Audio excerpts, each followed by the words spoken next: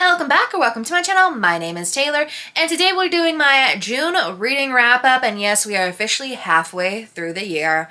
But before hopping in, remember to like, comment, and subscribe if you love all things books.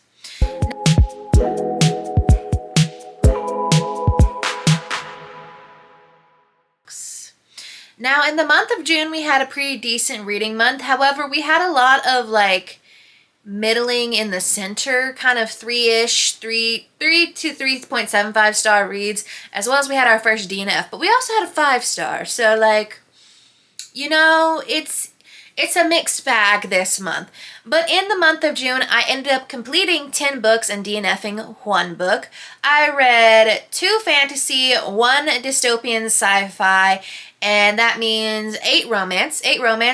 And then I read 1, 2, 3, 4, 5 on Kindle. So 1, 2, 3, 4, 5, 6 physically.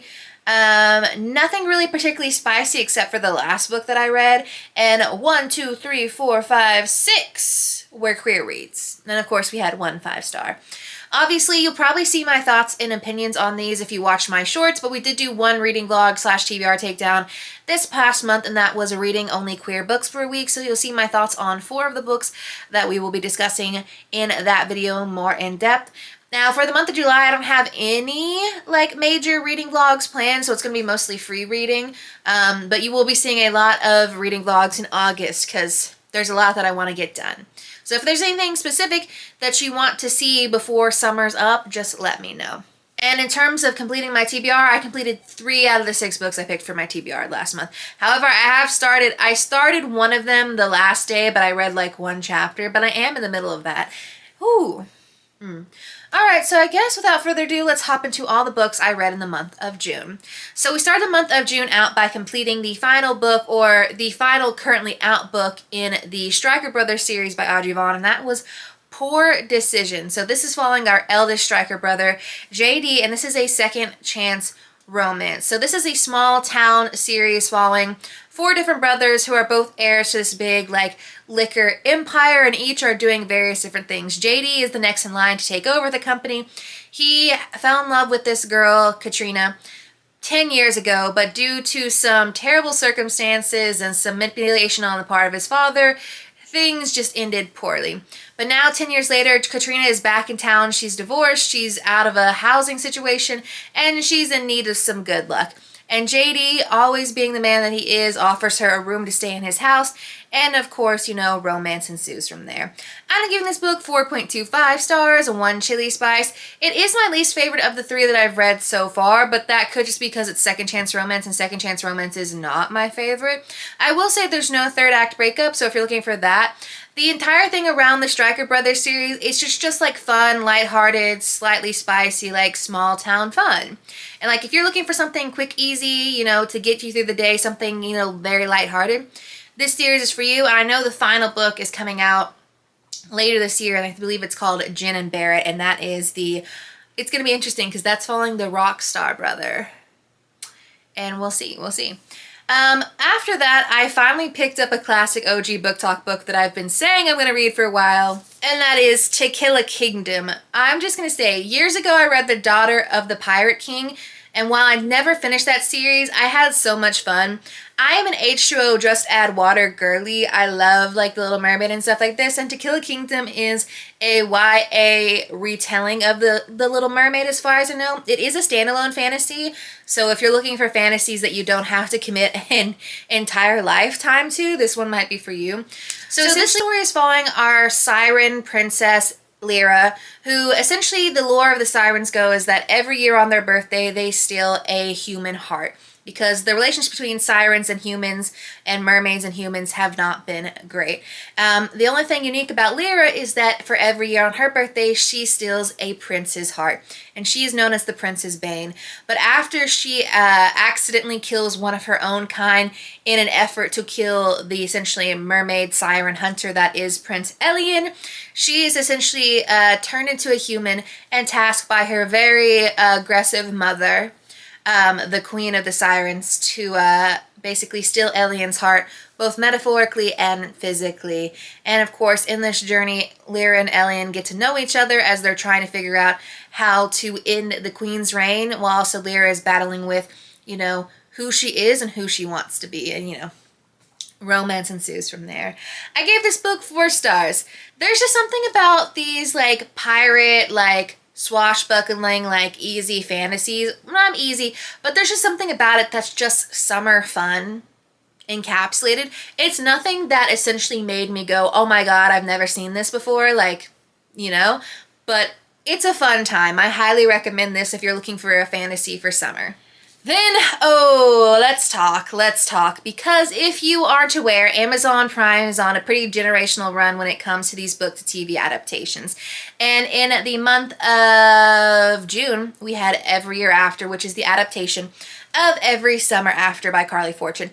Now, I knew going into watching this series and reading this book that they had already planned out, or the showrunner themselves wanted to go at least 5 seasons. So I knew that they were going to make some changes to the adaptation itself, just because, like, if you're going to go 5 seasons, you're going to have to draw some things out. But in preparation, I decided to download Every Summer After and One Golden Summer to prepare myself.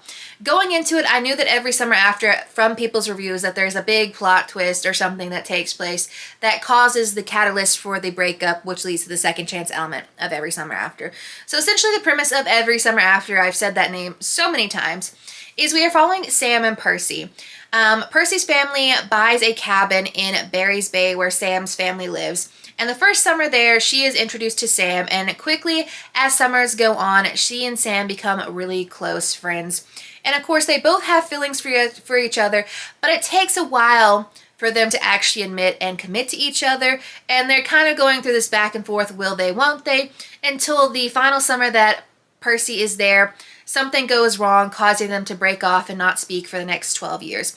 But when Charlie, Sam's brother, calls Percy 12 years later, telling them that their mother had just passed away, Percy makes it her mission to go back and find closure at Barry's Bay and see about the one who got away in Sam.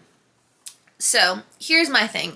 I really up until the 75-80% mark, I was kicking, giggling, screaming. I love me childhood friends to lovers. However, there's a reason I hate Second Chance, and that is because usually the reason for Second Chance is kind of BS, because either you should have stayed broken up or you haven't grown at all.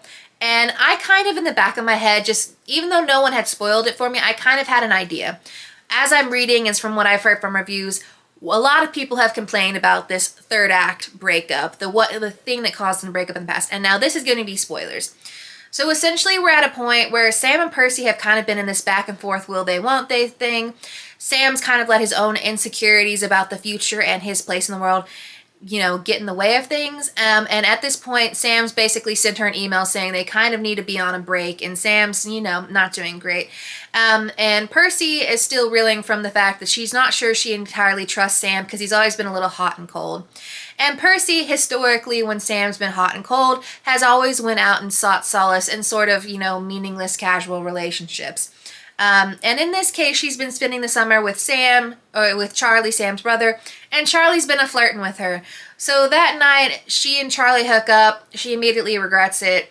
She essentially waits till Thanksgiving to tell Sam what happened. Only problem is when Sam rolls in, she can't get a word in edgewise because Sam is proposing to her. Keep in mind, they're 18.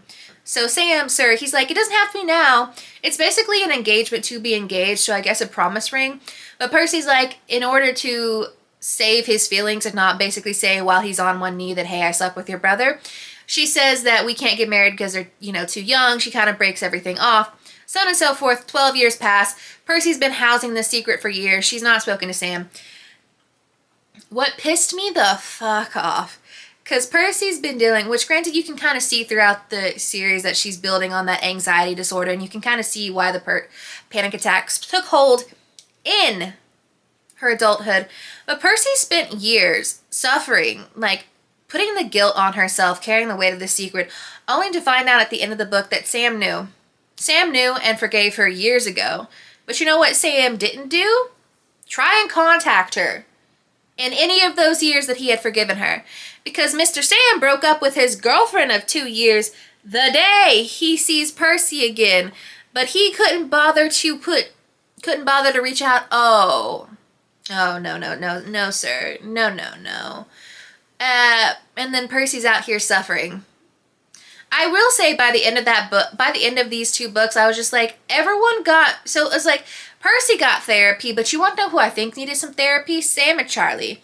But I also do think Sam and Percy work well together because their insecurities kind of match each other. All I'm going to say is Percy tried to reach out to you that first year, which I get it, but I would have just, if I was in her case, I would have, yeah. But either way, it went from what could have been a 5-star to a 3.5 star. I gave it 1.5 on the chili spice, a 1 on the chili spice rating, so on and so forth. The show adaptation of Sam and Percy was just as messy. Do I think it's better or worse than what I saw? And I don't know. I think I like Sam more in the show than I like in the book. But I don't know that that's saying much because they kind of also decimated Charlie's character in an event to make Sam look better. And I don't know. But moving on to One Golden Summer, Charlie's redemption arc.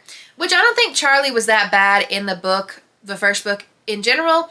But hey, we're following Charlie Florrick. He is back at home for the summer taking a sabbatical from work. And while he is back at Barry's Bay, he is taking care of this house of his neighbors where Alice and her elderly grandmother are staying. And now Alice is kind of the prickly, grumpy to Charlie's sunshine. She is essentially reeling from a bad breakup and decides that she is going to write out a summer bucket list where she gets to feel like she's 17 again.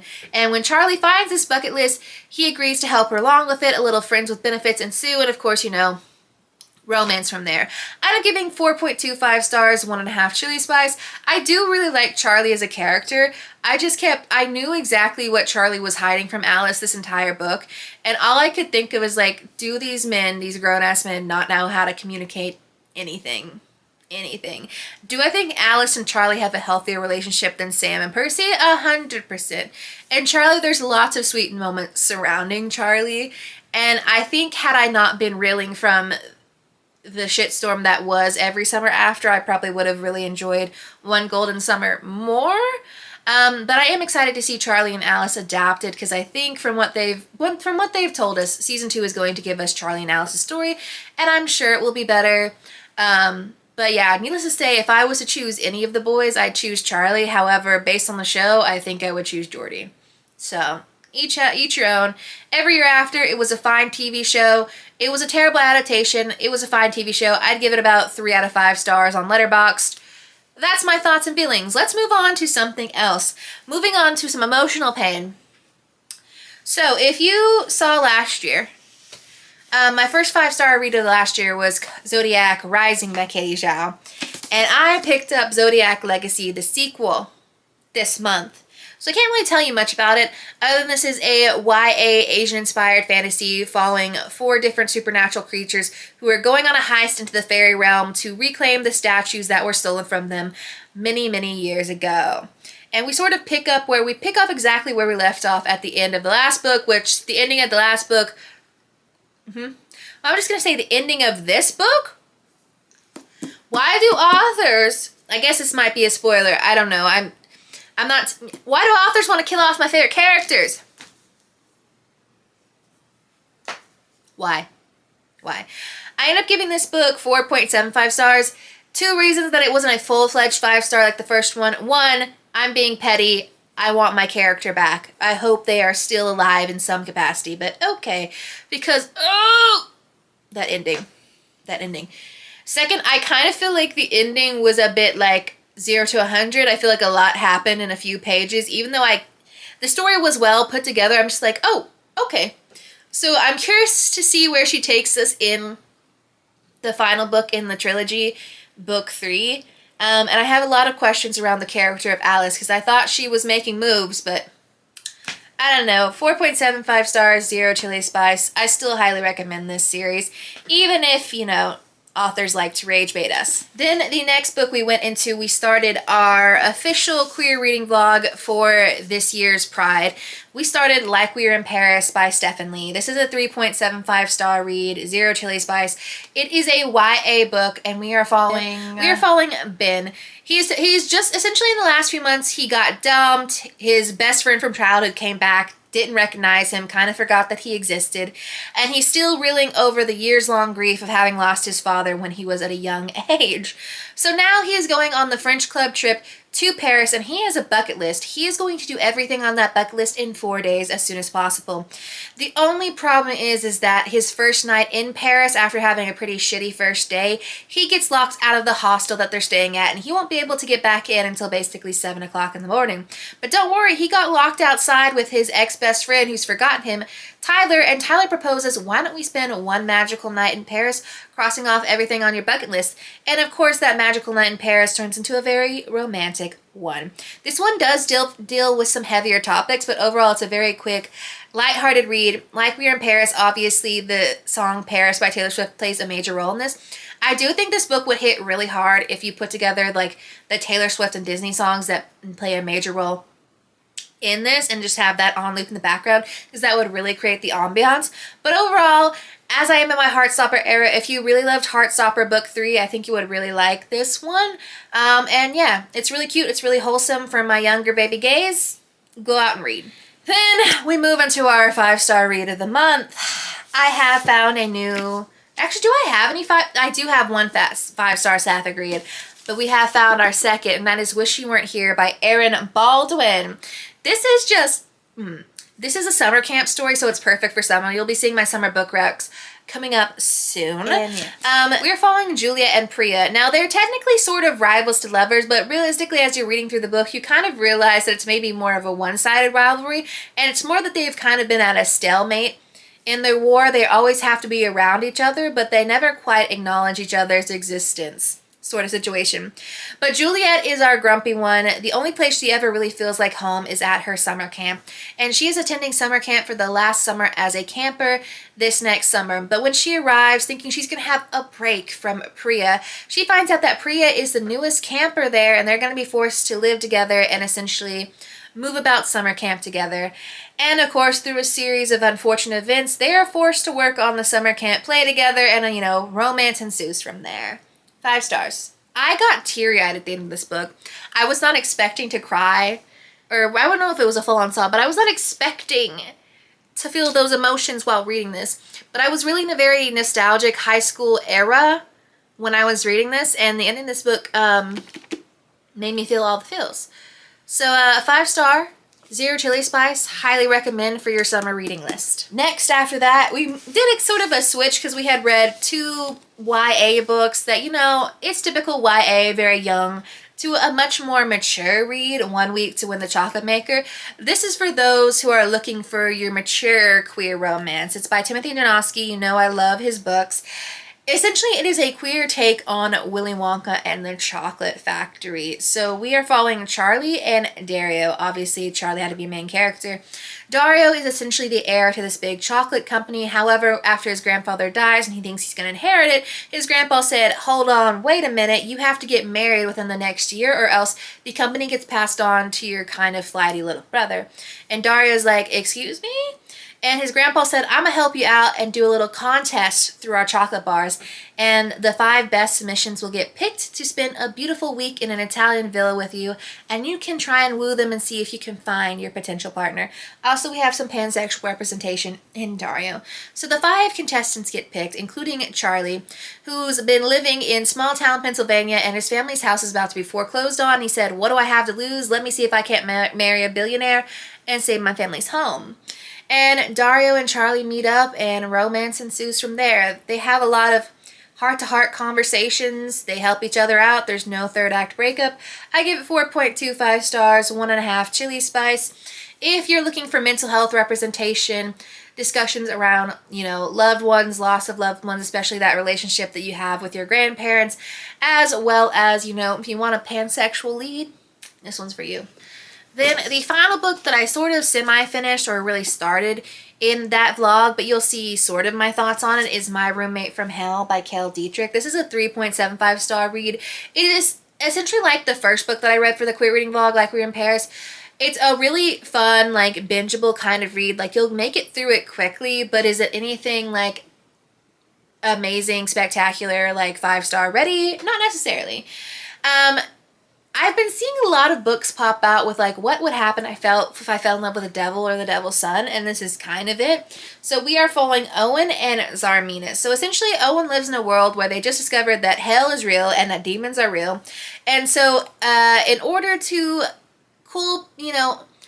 help people, not be scared of demons, Hell and the human world have created this essentially exchange program where the Prince of Hell is going to swap place with a human person at a college for 1 year, and that is Prince Zarminus. And Owen shows up to his first day of college to find out that he's now going to be the human roommate of the Prince of Hell. And Zarminus just turns out to not be the greatest roommate. Like, he likes to have a lot of people over, he likes to be super messy, and of course, being a demon, lots of weird shit happens in their room that he can't really control, but you know how it goes. But when Zarminus gets caught being kind of messy on camera, his dad, the King of Hell, basically says you need to get your shit together, and Zarminus, in order to appease his dad, asks Owen to fake date him. And of course, fake dating turns to romance. It's very cute, it's very sweet, it's very bingeable, it's a quirky little fun read, and I would recommend. So then we moved into our DNF for the month, To Cage a Wild Bird. This is probably the latest in a book that I've DNF'd, and I've been some pretty petty DNF. I DNF'd at 75%. I could have finished the last 80 or so pages wherever we were at. But I decided that I simply did not care, and I googled what happened at the end. I'm like, wow, nothing new. So To Cage a Wild Bird is a dystopian romance following, what's her name? Raven. We are following Raven. She is a bounty hunter for the lower sector, and she is known for sending people off to Inlock, the place where they imprison people from the lower sectors and, criminals, and then have the upper sector people hunt them for sport. But when her brother gets sent to Inlock, she makes a deal with the rebels to go into Inlock to save her brother, as well as do this big prison break to get out the informant that they need. And of course, when she's there, she strikes up a relationship with a guard named Vale, who she's not quite sure which side he's on, but she just knows that he's on her side, theoretically. And a little romance ensues from there. My main problem with this book is that I have gotten into a lot of dystopian, or a little more into dystopian these past few years. And I simply think that there was nothing unique in the plot or in the structure that was put in here that I didn't already see in some other books, like The Hunger Games, or there was another one, like Shatter Me and stuff like that. Other books, Daggermouth. There was nothing particularly new to me in this. And also, this book is pitched as kind of like a forbidden love, enemies to lover situation. But I will say that enemies portion of things really did not last. Like, by the time I had DNF'd this, they had already like hooked up at least once in a supply closet. They had made out at least a couple times. Like, there was not... Listen, I'm not necessarily one who needs a slow burn, but I'm like, I don't know where these two were enemies. They were enemies maybe for like 30 pages. Max. So, hey. It's a pretty cover, however, it is a pretty cover that's going to be donated. Oh well. And then the final book of the month was a fun little, cutesy little spicy read. This is probably the most quirky read of the month of Pride. Don't Eat Your Human Boyfriend by Lily May. So this is a 1980s sort of like, if you like the pop art zombie style, that's kind of what it's giving, although they're not zombies, and I think these ghouls will be offended if you call them zombies. You're following Ricky and Elliot. Elliot is a ghoul who works at Broth with a Bite. Essentially, Broth with a Bite has two kitchens. One's for human and one for ghouls. Ghouls eat humans. Humans don't know that ghouls be eating humans in the back kitchen. And Elliot's essentially the manager there. But one day, Ricky, the new human hire, catches his eye, and they have one little spicy night because they are so infatuated with each other. And then, romance ensues from there. It's sort of a novella situation. It's under 200 pages. It's the 1980s, so they can't quite be out. And, there's a lot of, gay sort of jokes on part of one of the characters. So I still stand that guy who's, the bully. I'm like, that guy has to be, I feel like he's secretly gay. But, hey, it's fun. It's spicy. I gave it a 3.75 star for chili spice. If you're looking for, hot and quirky, go for it. All I can think of now is Zara Larson's song Hot and Sexy, but hey, it has been hot outside. So, Yeah, and those are all the books I read in the month of June. We had a pretty decent reading month. We had a lot of fun, spicy, light-hearted reads. So I'm like, I'm not mad at like the amount of 3-ish stars that we have. But it'd be nice to get blown away. It's funny, last month I feel like I indulged in a lot of very like lighthearted fun reads, like I said. And this month I have a stack of some very sad emotional reads, so wish me luck. I think in July I chose emotional devastation, and that may be how the next month goes. We don't know. But let me know what you read in the month of June. What was your favorite read this past month? And I will see y'all in the next one.